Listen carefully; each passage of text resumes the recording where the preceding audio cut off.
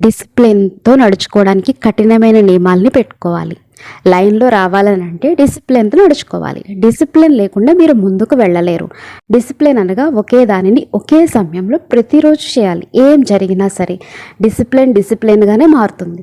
ఎప్పుడు ఆ ప్రిన్సిపల్ని యాక్షన్లోకి తీసుకుని వచ్చినప్పుడు ఒక నియమంగా తయారవుతుంది. ఈ పనిని ఈ టైంలో చేయాలి. డిసిప్లిన్ అనగా టైం బాండ్, అవునా కదా?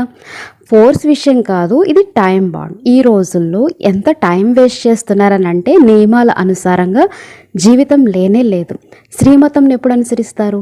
దాదికి ఇన్ని రకాల నియమాలు ఉండేవి. నియమం యొక్క బలము 104 సంవత్సరాల వరకు తీసుకుని వచ్చింది.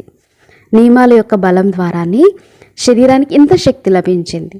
మీరు ఆలోచించండి, 61 సంవత్సరాల వయసులో ఏ వ్యక్తి అయినా వానప్రస్థం తీసుకుంటాడు. కానీ దాదికి కొత్త జాబ్ డిస్క్రిప్షన్ లభించింది, విశ్వసేవ. 61 మరియు 104 సంవత్సరాల వయసు మధ్యకాలంలో మొత్తం విశ్వాన్ని చుట్టి వచ్చారు. 120 దేశాలలో సేవా కేంద్రాలను తెరవడం కోసం, పిల్లలకు ప్రేరణ ఇచ్చేందుకు నిమిత్తంగా అయ్యారు. ఎవరికైనా ఆదర్శంగా అవుతారు. శివబాబా శక్తి ఉంది అని అనడానికి లేదు. శివబాబా శక్తి ఉంది, కానీ నడిచేవారు నియమం యొక్క బలంతో నడుస్తున్నారు. అందుకని పైనవాడు దాది ద్వారా ఇంత చేయిస్తున్నాడు. చాలా రకాల నియమాలు దాదీకి ఉండేవి. లండన్లో ఏక్నామీ ఎకానమీ ప్రాక్టికల్గా దాది ఎలా నియమం పెట్టుకున్నారు? స్వయం కోసం పర్సనల్గా గాడి కూడా లేదు.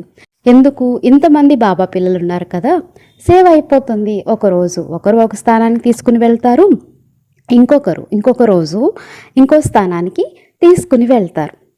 అందరికీ సంతోషం కలుగుతుంది కదా. స్వయం కోసం అందుకనే పెట్టుకోలేదు. ప్రాక్టికల్గా ఏక్నామీని ఒక నియమంగా చేసుకున్నారు.